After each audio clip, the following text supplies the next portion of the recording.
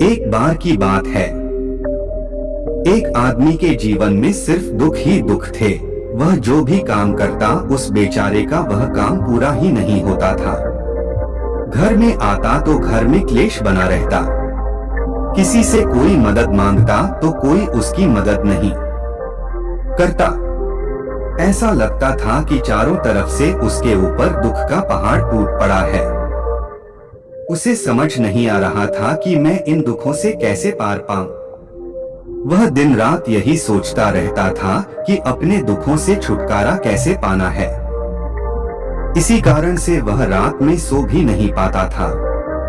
उसकी आंखों के नीचे बड़े बड़े काले घेरे बन गए थे, जो इस बात का प्रतीक थे कि वह आदमी कितना दुखी है और कितना चिंतित है।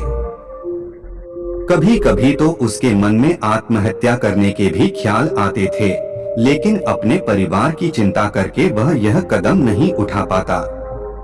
वह इतना दुखी हो गया कि उसने निर्णय किया कि वह इन दुखों से छुटकारा पाकर ही रहेगा।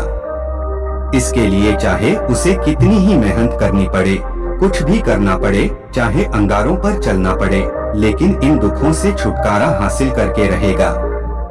ऐसे ही एक दिन उसने अपने मित्र से पूछा कि मैं अपने जीवन को कैसे सुधारूं। उसके मित्र ने उसे बताया कि तुम किसी बाबा के पास जाओ।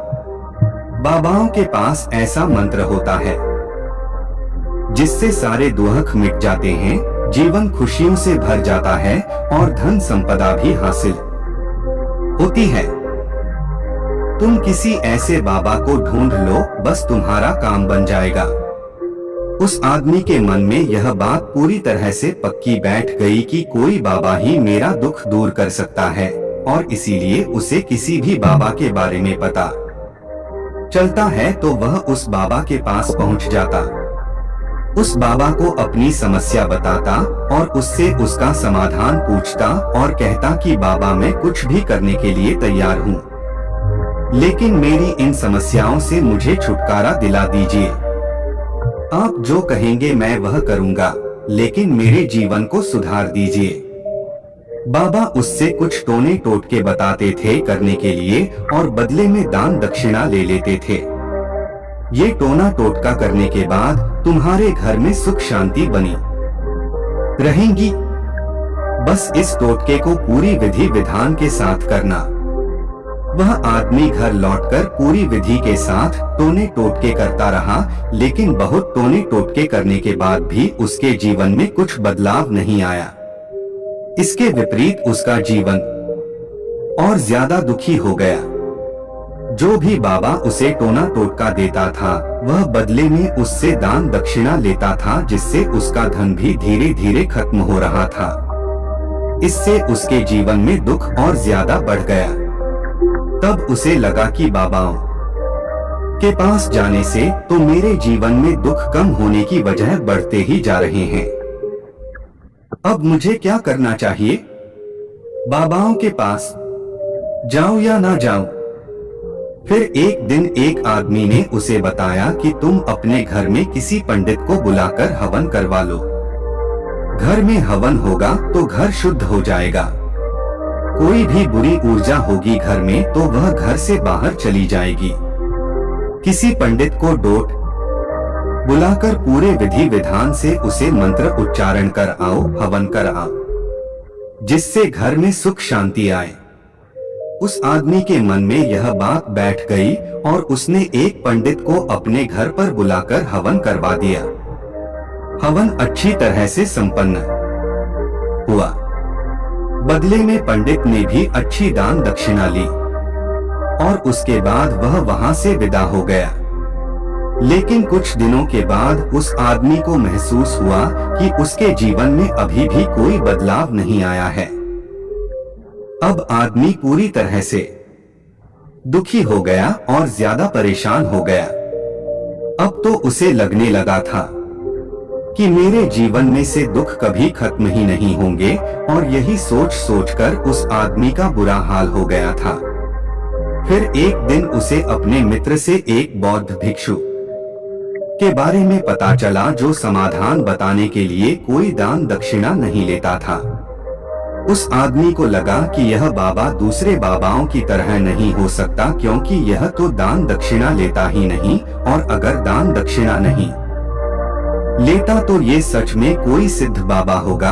और यही सोचकर वह बौद्ध भिक्षु के पास पहुंच जाता है।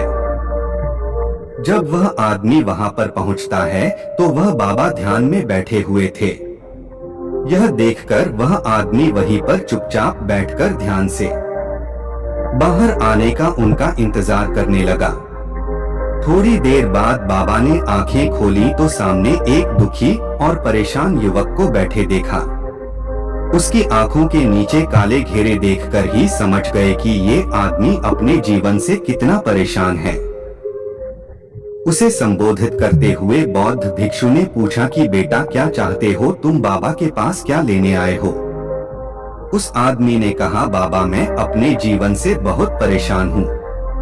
मैंने इन दुखों को दूर करने के लिए बहुत सारे रास्ते अपनाए, हर वो तरकीब करके देखे जो किसी बाबा ने मुझे बताई, हर वो काम किया जो कोई भी इंसान ने मुझसे करने को कहा, लेकिन मेरे जीवन में दुखों में कोई कमी नहीं आई गुरुवर। इसके विपरीत मेरे जीवन में दुखों में बढ़ोतरी हो गई है। मुझे समझ में नहीं आ रहा है कि मैं क्या करूं। कभी कभी तो मैं आत्महत्या करने की सोचता हूं, लेकिन मैं अपने परिवार की सोचकर मैं यह कदम नहीं उठाता हूं। मैंने आपके बारे में बहुत सुना है मान्यवर, मैं बहुत उम्मीद के साथ आपके पास आया हूँ। कृपया करके मुझे कोई ऐसा मार्ग बताएं जिससे मुझे अपने दुखों से छुटकारा मिल जाए। मैं अपने दुखों से छुटकारा पाने के लिए कुछ भी करने को तैयार हूँ।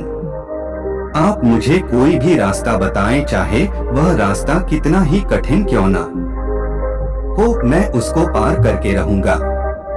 फिर बौद्ध भिक्षु ने महसूस किया ये आदमी तो सच में बहुत परेशान है।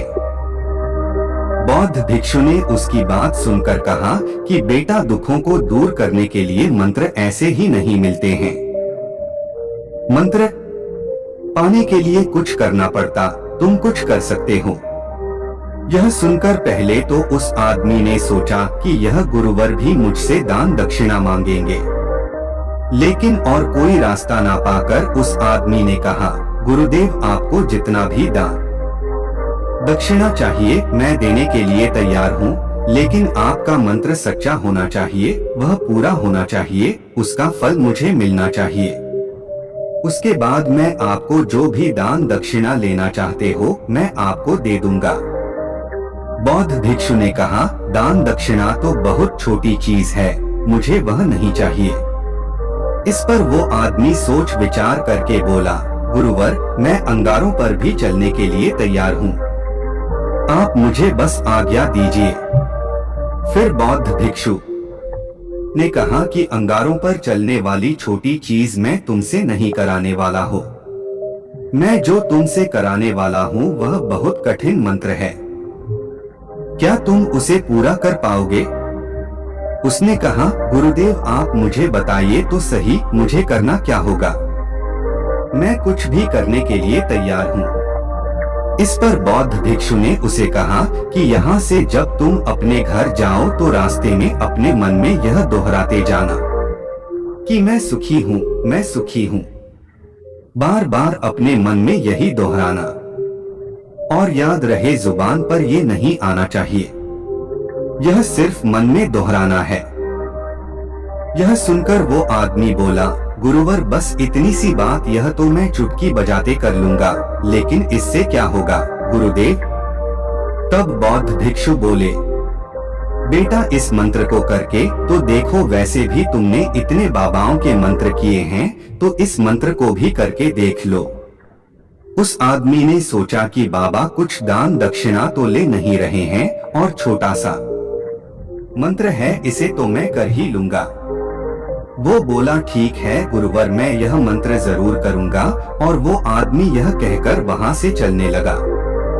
लेकिन जैसे ही वह चलने लगा तो पीछे से बौद्ध भिक्षु ने बोला कि बेटा एक बात याद रखना, जब तुम यह मंत्र अपने मन में दोहराना, परंतु तुम्हारे मन में बंदर के विचार नहीं आने चाहिए, बंदर का ख्याल भी नहीं आना चाहिए, तो ही यह मंत्र सिद्ध होगा।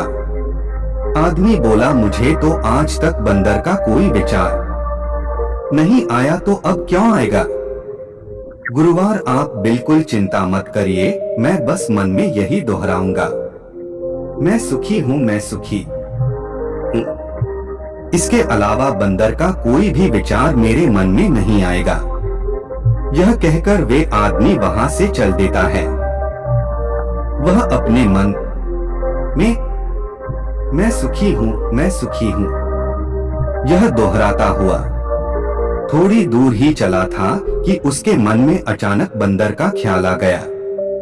बंदर का ख्याल एक बार आया और चला भी गया, लेकिन उस आदमी ने सोचा कि आज तक तो मुझे बंदर का कोई भी विचार नहीं आया, यह आज बंदर का विचार क्यों आ गया?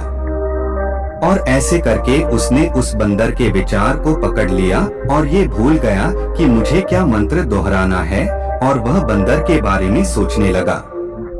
जब थोड़ी देर बाद फिर से उसे होश आया तो वह फिर से अपना वही मंत्र दोहराने लगा जो बाबा ने उसे बताया था, मैं सुखी हूँ, मैं सुखी हूँ। लेकिन अचानक से उसे एक बंदर दिखाई दिया और यह देखकर फिर से उसके मन में बंदर का विचार उठ गया, और यह देखकर वह इस विचार को बाहर फेंकना चाहता था, और वह चाहता था कि मेरे अंदर किसी तरह से बंदर का विचार ना आए, लेकिन उसे तो सामने बंदर ही दिखाई दिया। ऐसे ही करते करते घर पर पहुंचा, और घर पर पहुंचने के बाद अपनी पत्नी को कहा, है बंदरिया, मुझे खाने में बंदर परोस दो। और जब उसे एहसास हुआ कि उसने क्या बोल दिया तो वह अपने आप सोचने लगा और दीवारों में सर मारने लगा कि आज तक मुझे बंदर का कोई भी विचार नहीं आया, और आज मुझे यह क्या हो गया है कि मुझे हर जगह बंदर ही बंदर नजर आ रहे हैं। यह कैसी माया है? यही सोच सोच कर वह आदमी रात भर सो नहीं पाया। रात भर करवटें बदलते रहा और सुबह उठकर सीधे उसी बौद्ध भिक्षु के पास पहुंच गया और उसके चरणों में गिरकर कहा, गुरुदेव, पता नहीं क्या चमत्कार हो रहा है। आज तक मुझे बंदर का कोई विचार नहीं आया, लेकिन कल से जब से आपने मुझसे कहा कि बंदर का विचार नहीं आना चाहिए, तब से मुझे हर जगह बंदर ही बंदर नजर आ रहे हैं। यह हो क्या रहा है? यह सुनकर बौद्ध भिक्षु हंसने लगे। बेटा, मन का जाल एक ऐसा जाल है जिसे समझ पाना इतना आसान नहीं है। बंदर तो तुम्हारे रास्ते में पहले भी आते थे। जब तुम मेरे पास आए थे तब भी पेड़ों पर यह बंदर घूम रहे थे, लेकिन तब तुम्हारे ध्यान में यह बंदर नहीं था, तब तुम्हारे ध्यान में सिर्फ दुख थे। इसके बाद बौद्ध भिक्षु ने उसे बताया कि बेटा, हम जिस चीज से भी दूर भागना चाहते हैं, वही चीज हमारे मन में बहुत गहरे में प्रविष्ट हो जाती है और हमारे अंतर्मन में समा जाती है। असल में हम जिस चीज से छुटकारा पाना चाहते हैं कि वह हमारे साथ बहुत गहरे से जुड़ी हुई है, और हम जितना ही उससे छुटकारा पाना चाहते हैं वह उतनी ही गहरी हमारे मन में बैठती चली जाती है और आखिरकार हमारे अंतर्मन में छा जाती है। ऊपर से तो हम चाहते हैं हम सुखी हो, लेकिन अंदर हमारे मन में दुख समय होते हैं। हमारे विचारों में हमारे मन में दुख ही दुख दिखाई देते हैं। इसीलिए अपनी जुबान से बार बार ये बोलने से कि मैं सुखी हूँ, मैं सुखी हूँ, हम सुखी नहीं होंगे जब तक यह मंत्र हमारे अंतर्मन में प्रविष्ट नहीं होगा। इस पर उस आदमी ने पूछा, गुरुवर, लेकिन यह मंत्र हमारे अंतर्मन में प्रविष्ट कैसे होगा? यह सुनकर बौद्ध भिक्षु ने कहा कि बेटा, अपने दुखों से लड़ना बंद कर दो। जब तक तुम अपने दुखों को दूर करने की सोचते रहोगे तब तक वो दुख तुमसे चिपके रहेंगे, तब तक वो दुख तुम्हारे अंतर्मन पर अपना राज बनाए बैठे रहेंगे, और जिस दिन तुम उन दुखों के बारे में सोचना ही छोड़ दोगे उन दुखों से छुटकारा ही नहीं पाना चाहोगे। उसी दिन से तुम्हारे जिंदगी से दुख गायब हो जाएंगे, क्योंकि किसी भी चीज से छुटकारा पाने के लिए हमें उस चीज के बारे में सोचना पड़ता है, और हम जितना ही उस चीज के बारे में सोचते हैं वह उतनी ही गहरी हमारे मन में प्रविष्ट होती चली जाती है। उस आदमी को दुखों का समाधान मिल गया था। युवक ने बौद्ध भिक्षु को धन्यवाद किया और चला गया। दोस्तों, आपने इस कहानी से क्या सीखा? हमें कमेंट करके जरूर बताएं। धन्यवाद।